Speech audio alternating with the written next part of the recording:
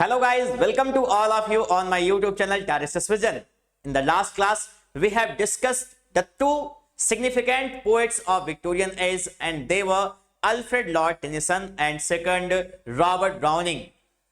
The first poet, Alfred Tennyson, is famous for his most representation of that age. And on another hand, we have Robert Browning, who is famous for his optimism and for else what? For his dramatic monologues. He wrote the best dramatic monologues of English literature in his life. Today, I have brought you one another author of English literature, and he is so brilliant that he is called the sage poet. Matthew Arnold has been categorized as a sage, S-A-G-E, sage poet. If you talk about Matthew Arnold's brilliance, then we can say that he started his literary career as a poet. He has written many poems, and one of the finest poems of English literature too. But his career, most acclaimed because of his critical perspectives too. He has given many literary theories in his criticism. For example, touchstone method, the definition of poetry, and the other things about literary theories. In addition to it, he as a critic influenced the authors like T.S. Eliot, W.B. Yeats, and T.S. Eliot followed his definition of poetry. And what Matthew Arnold said, according to him, poetry at the bottom is the criticism of life. And T.S. Eliot was the person who accepted this theory, this definition. And it is very interesting to know that Matthew Arnold died in the year when T.S. Eliot was born. His both birth and death years are significant.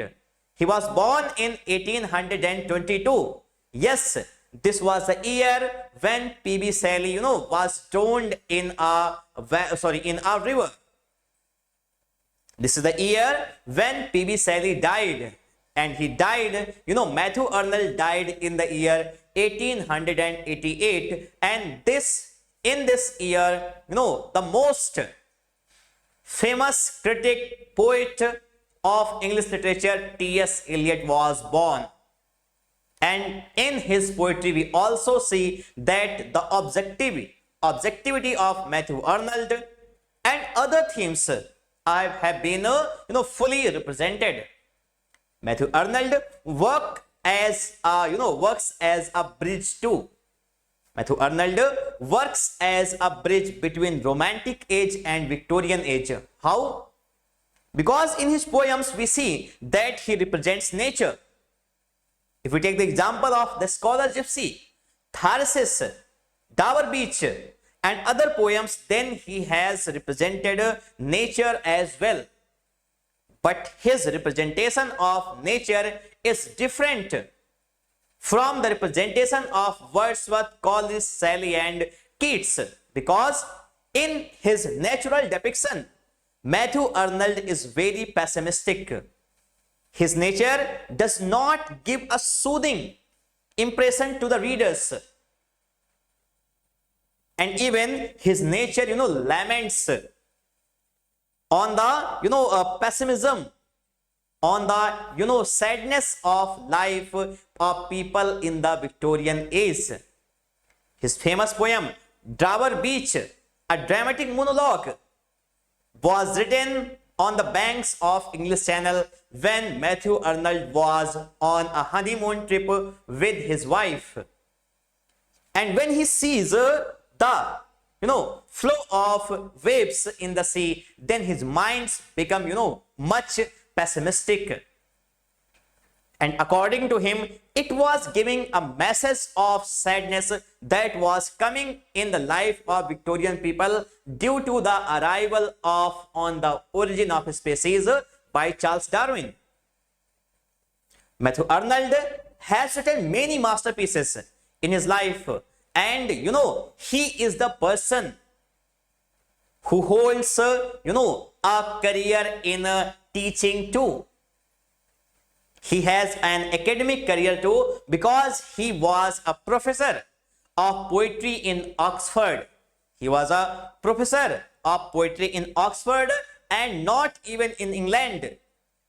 He toured too many times to United States of America too for teaching poetry there. Matthew Arnold, he is a big name, and not because his poems, but for his criticism too. And that's why he is called the father of modern criticism. So we have three names now. First of all, we have, father of criticism. He is Aristotle or Bharat Muni according to Indian perspective. And we have a second author, and who is John Dryden, who is called the father of English criticism. And we have now Matthew Arnold, who is called the father of modern English criticism. His significant works, Culture and Anarchy. Culture and Anarchy, the study of poetry. These have been the momentous works in the history of English criticism. So let's come on Matthew Arnold and see what is special about his life and other thing. Yes, I have written here something for you, that he was born on 24th December 1822. He was born on 24th December 1822, and this was the year when Shelley died of drowning. Yes, I have told you that he died of drowning, and after some days his body was found. Shelley's body was found, and what else? He died in the year 1888, and on April 15. And this was the year when the world famous writer and critic T.S. Eliot was born. And how he died? He died due to heart failure. He died due to heart failure.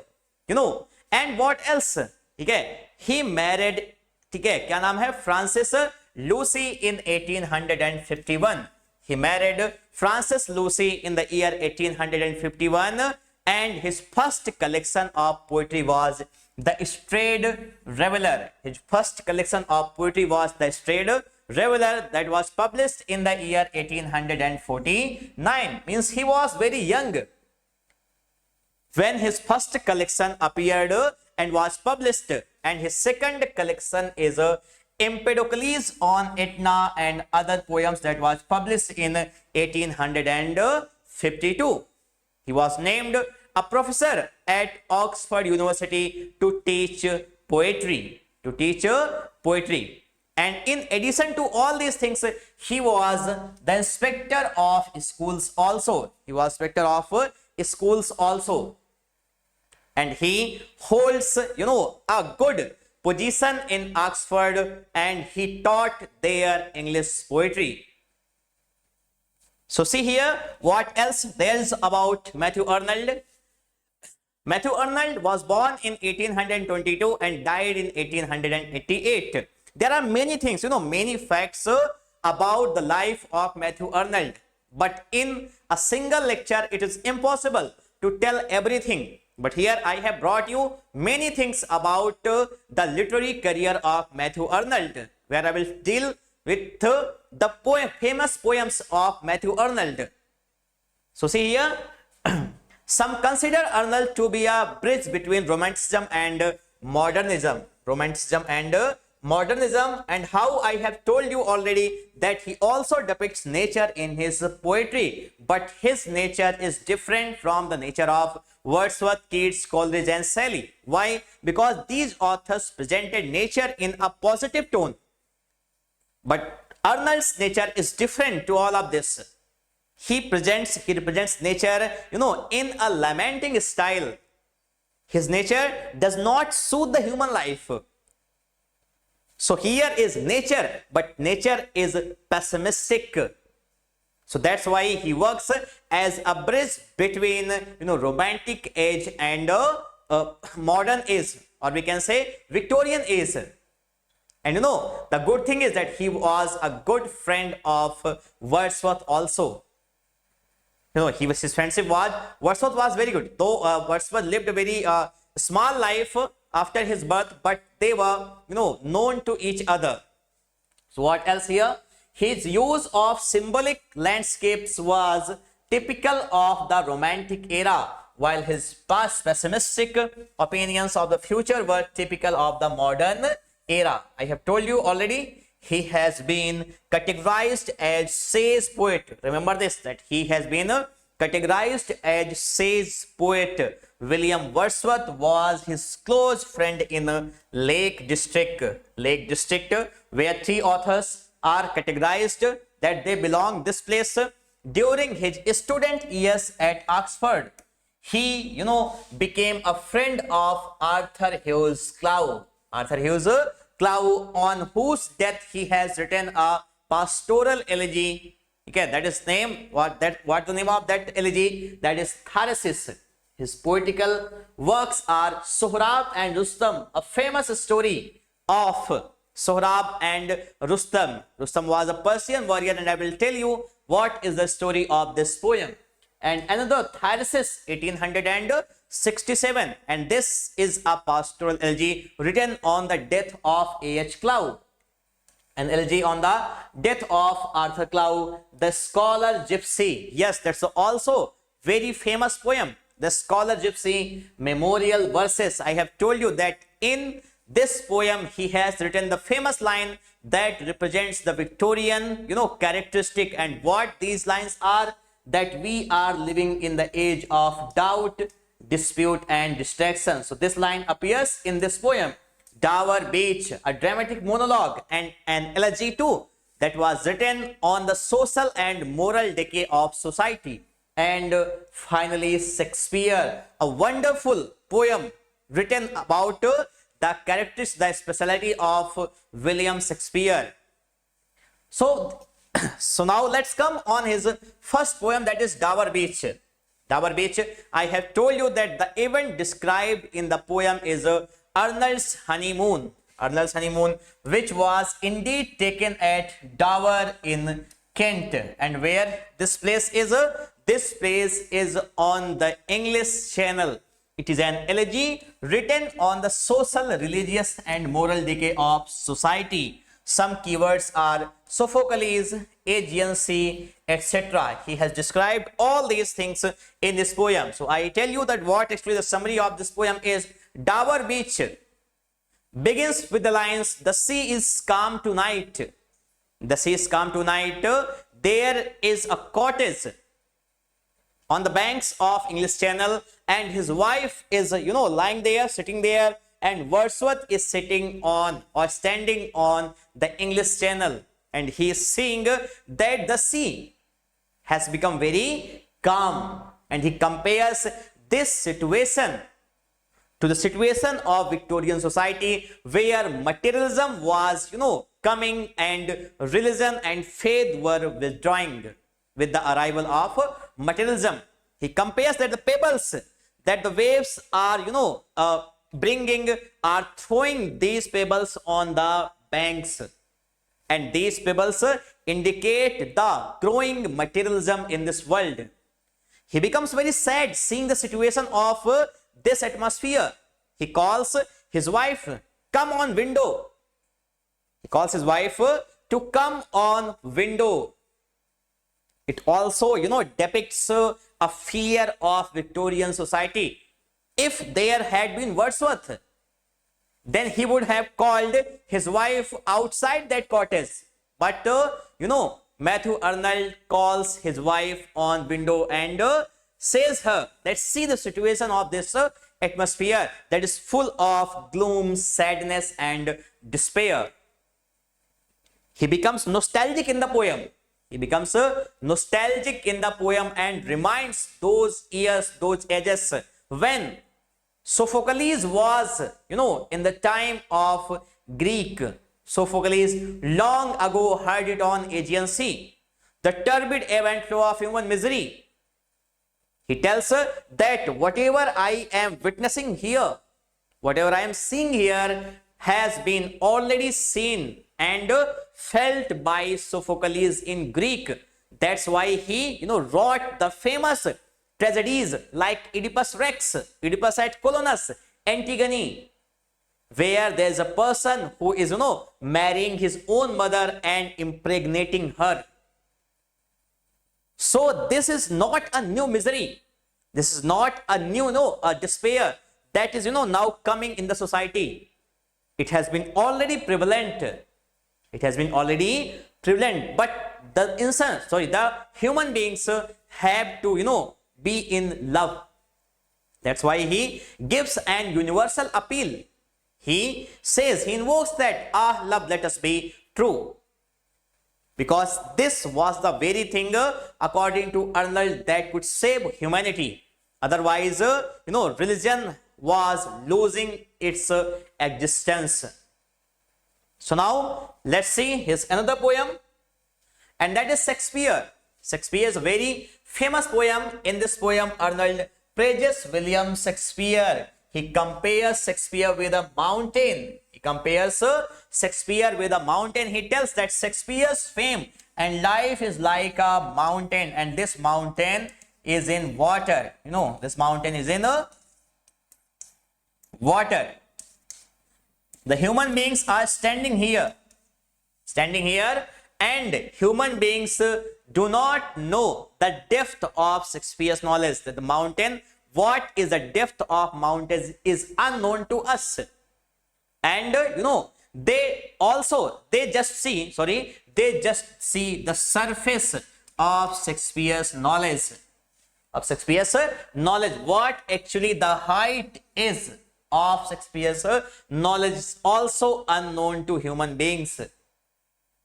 So, did you understand that how he has compared Shakespeare? He has compared Shakespeare with a mountain that is in water.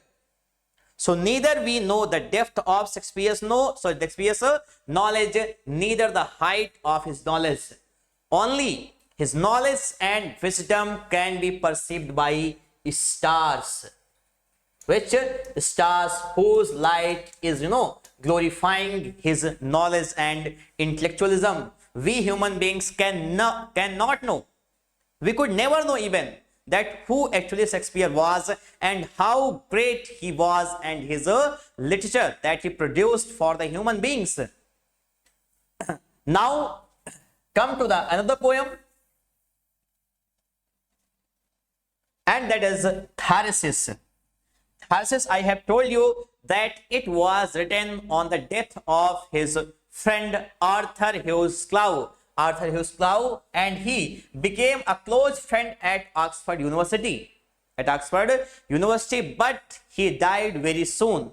Like written on the death of his friend Arthur Hughes Clow, the poem is a pastoral elegy. What is a pastoral elegy? So I have told you already that the pastoral elegy comes from the Latin word pastor, which means shepherd. The speaker is out with his friend towards Oxford countryside. Means the speaker and his friend both have assumed themselves like a shepherd, and now they are moving towards countryside. So this is also a major feature in pastoral elegy. So what else is here? There they see an old elm tree. Which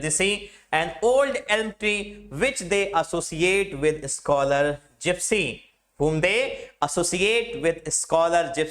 And this is also a very famous poem of Matthew Arnold, the Scholar Gypsy. See here, the story of Scholar Gypsy was found in the book of Joseph Glanvill's The Vanity of Dogmatizing, written on 1661. So I have told you already a play that was written by Christopher Marlowe. The name of the play is Dr. Faustus.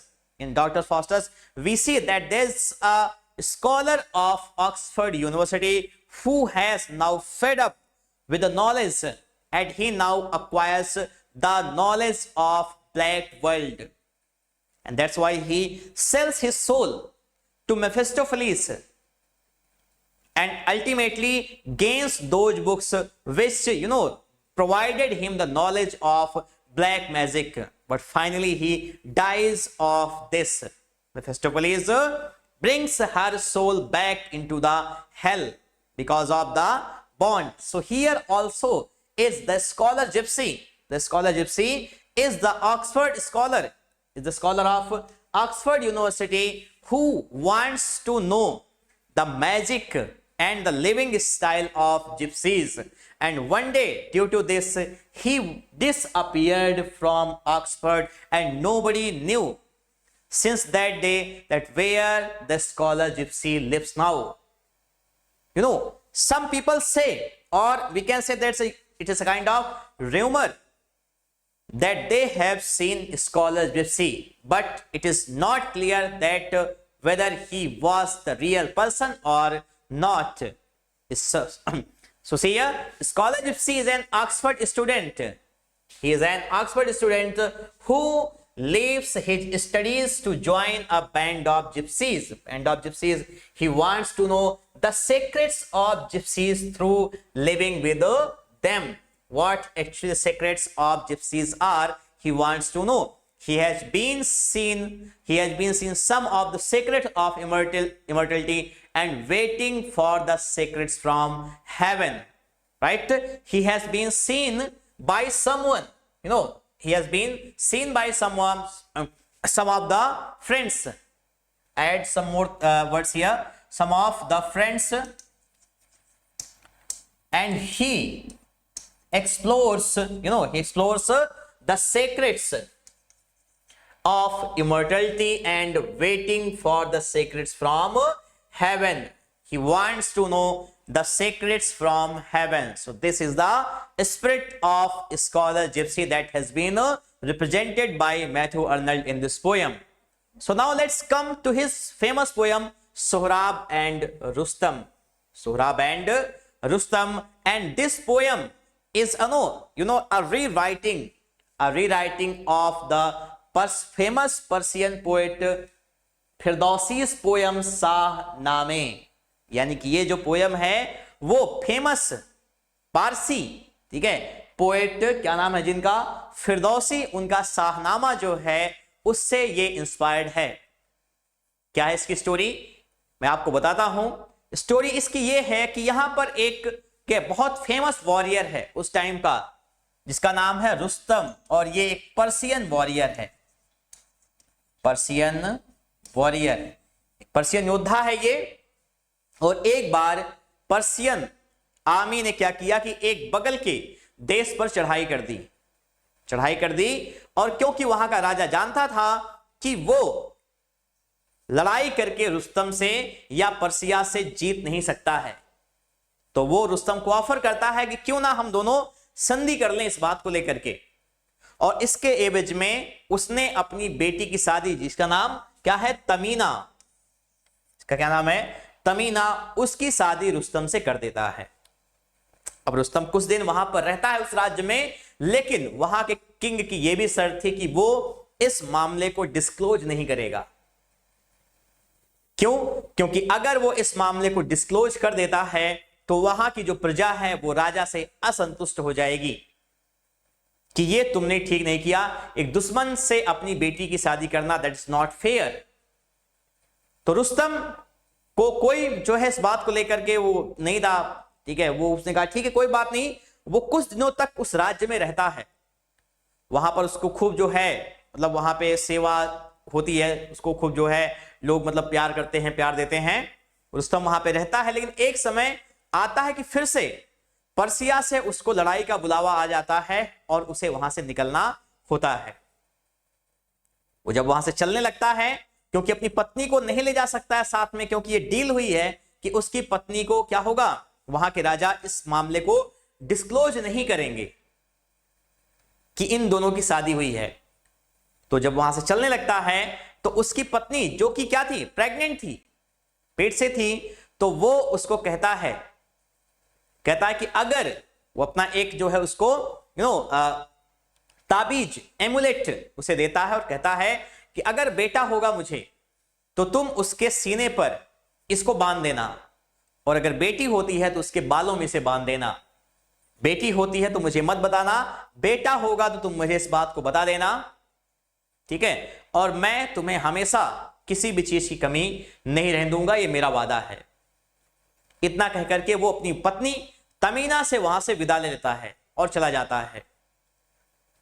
अब कुछ समय बीतता है, रुस्तम युद्धों में व्यस्त था अपने, और वो क्या करता है कि बिल्कुल भी, ठीक है, उसे समय नहीं मिला इस बीच में कि वो अपने परिवार की कोई भी खबर ले सके।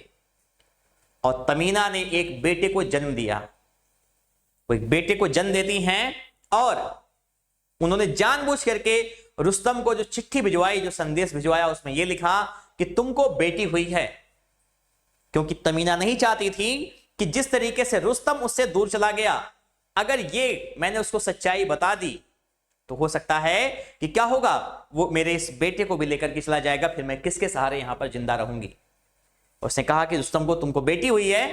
रुस्तम ने उसको कहा अच्छा ठीक है, अच्छी बात है, हाँ मैं कभी भी जो है अपनी बेटी के लिए कुछ भी किसी चीज की कमी नहीं रखूंगा, ये मेरा वादा है तुमसे।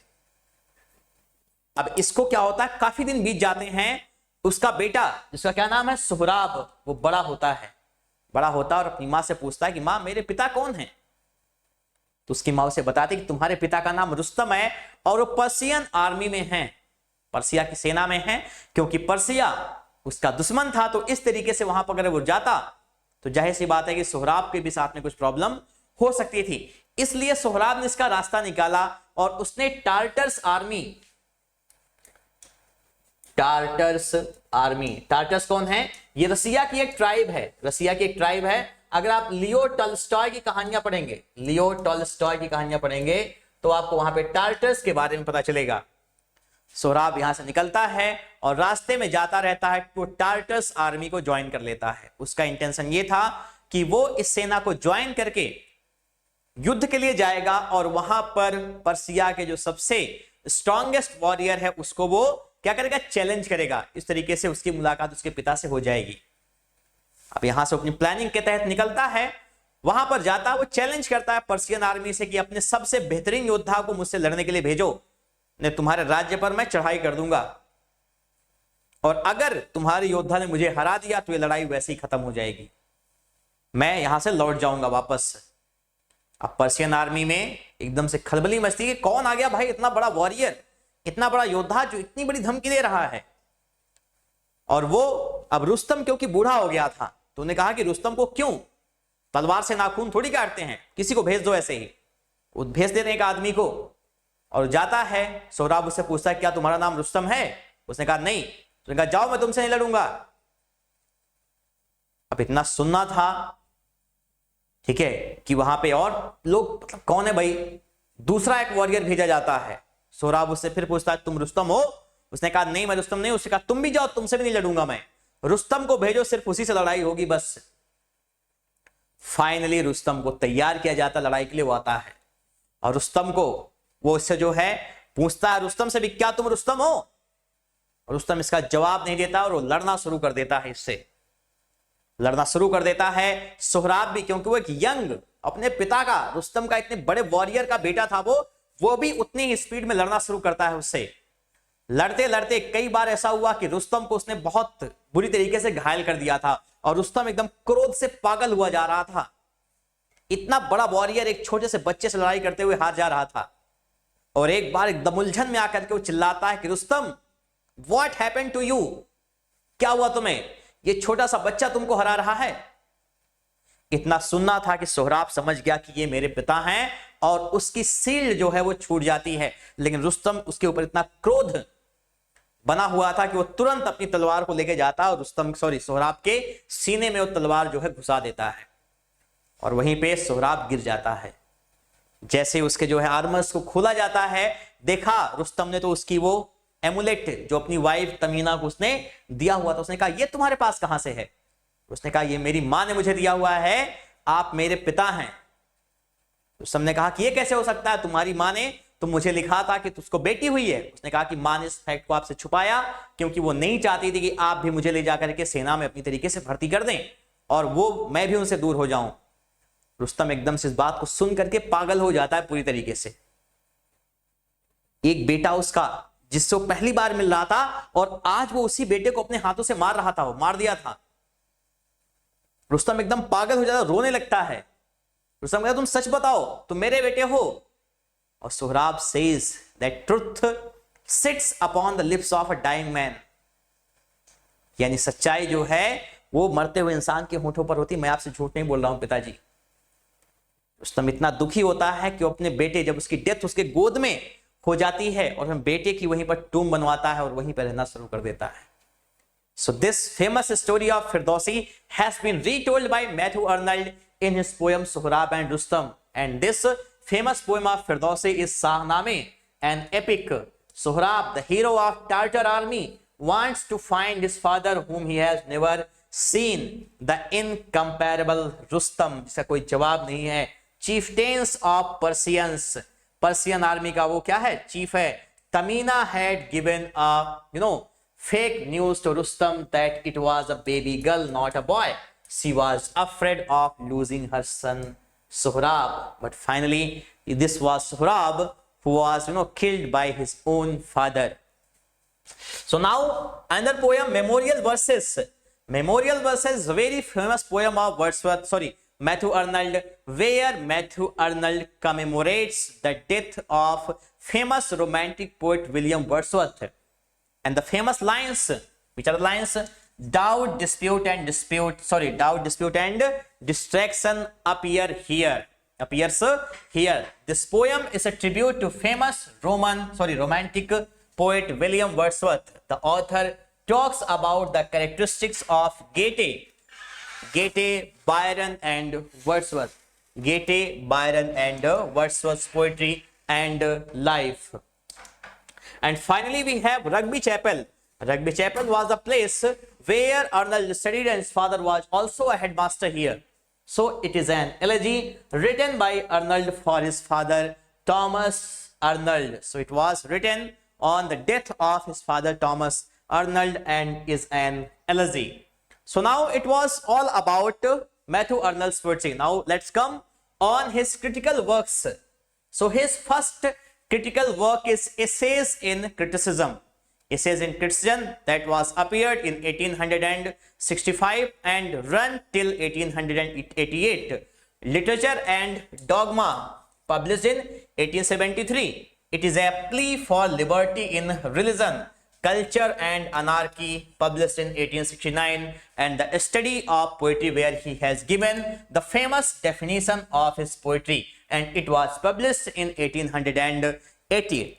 Between 1867 and 1869, he wrote Culture and Anarchy. So he has written this famous essay between 1867 and 1869, and which would become his most famous work of cultural criticism. This book is not about literary criticism, but it is actually a cultural criticism and one of the most influential statements of the Jettigists of the Victorian age. So what actually were the turbid ebb and flow by Matthew Arnold, presented in his famous poem Dover Beach? He has represented all these things here in this essay. In Culture and Anarchy, Arnold argued for a classical education in the great works of literature and art to instill a sense of culture and virtue in a population that was rapidly tending towards anarchy. That's why the name of this essay is Anarchy. Arnold's term for this undisciplined democracy that was there at the time of Victorian age, he has used anarchy for this this society. Culture and Anarchy is also quite famous for Arnold's division of the British populace, means the British society and its population has been divided by Matthew Arnold into three types. And first of them are, barbarians. First among them is barbarians. And who are the barbarians? According to Matthew Arnold, the noble working classes who are good at heart but ignorant of ideas. So barbarians are those people who are working classes but they are unaware, or we can say ignorant of the ideas, like what actually must be the situation of life and how underprivileged and lower classes would get their rights. They are totally ignorant of this, and he has given the term barbarians for them. Next is the populace or the middle classes is the second term. The populace and the middle classes, who in Arnold's words are still raw and blind, means they are those people who are unaware of their own rights. They are blind and cannot see the reality of the society. And the Philistines, who are they? The term also indicates that they are the people who have no any culture and privilege. The landed, educated classes full of moral ideas and the will to act, but who are lacking in sweetness and light, means they are the people who are full of moral ideas. They always talk about morality. They always talk about, education, and they are always willing to act, but they lack sweetness and light. So there are three terms: barbarians, the populace, and the third is Philistines. Remember this. Now come on his touchstone method. Touchstone method, what actually this is?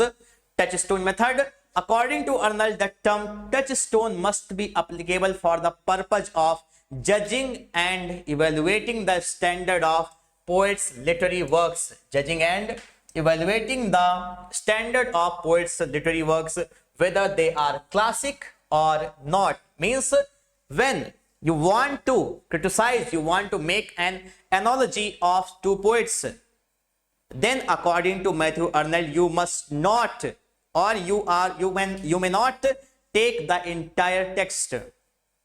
Suppose we are going to compare T.S. Eliot to William Shakespeare, then we don't need the full text of these both writers. Like we must not take the Rape of Lucrece and the Wasteland full text. Even we can take a simple paragraph of both these authors and make an analogy between them. It was not fully right. It may be true in Matthew Arnold's sense, but sometimes this is not sufficient when you are taking just a single paragraph of two authors.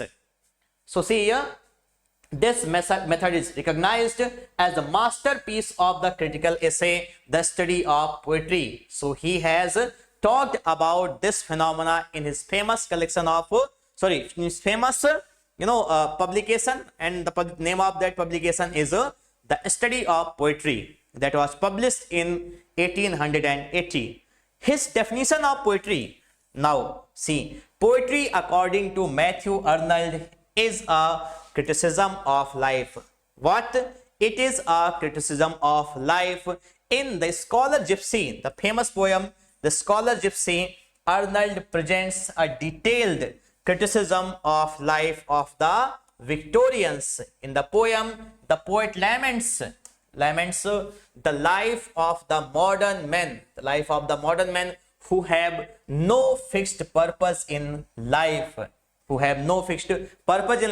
They are fully materialistic and have very little faith in religion. So that's why we see that Matthew Arnold was one of the most pessimistic writers of Victorian era. That in this poem, The Scholar Gypsy, he is saying that people of Victorian age, similar to Tennyson, hoards, slaves, and don't do anything else.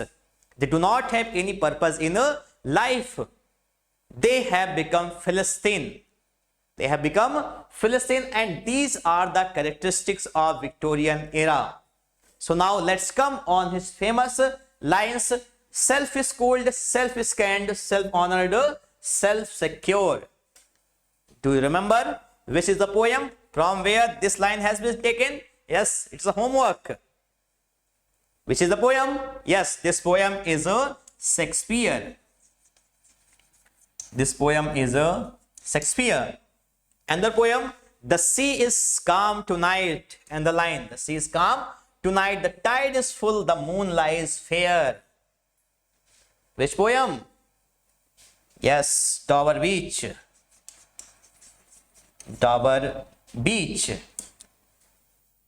Sophocles long ago heard it on Aegean. Aegean is the name of sea, and it brought.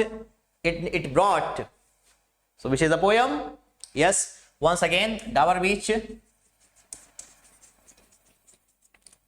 Go, for they call you, Shepherd, from the hill. Go, Shepherd, and you untie the wattled coats. Which is the poem? Yes, the scholar Gypsy. The scholar Gypsy. And near me on the grass, lies Glanvill's book. Lies Glanvill's book. Come, let me read the off-read tale again. So, which is the poem? Yes, the scholar Gypsy. The scholar Gypsy. And another poem, and day and night held on indignantly over the blue midland waters with the gale betwixt the Sartors and soft Sicily to where the Atlantic raves. Which is the poem? Yes, this is Thyrsis. Thyrsis. Next, neath the mild canopy of English air, that lonely tree against the western sky, is still these slopes, it is clear, our gypsy scholar haunts, outliving thee. Which is a poem? Yes, once again, Thyrsis. Once again, Thyrsis. Next, 8. Goethe in Weimar sleeps, and Greece long since saw Byron's struggle cease, but one such death remained to come. The last poetic voice is dumb. We stand today by Wordsworth's tomb. Which is the poem? Memorial Verses. Starting line of the famous poem, Memorial Verses. And finally, 9. Since erst at morn some wandering sage heard the clear song of Orpheus come. Orpheus come through hates and the mournful gloom. Wordsworth has gone from us, and you, may you feel his voice as we, he too upon a wintry clime had fallen on this iron time of doubts, disputes, and distractions, fears.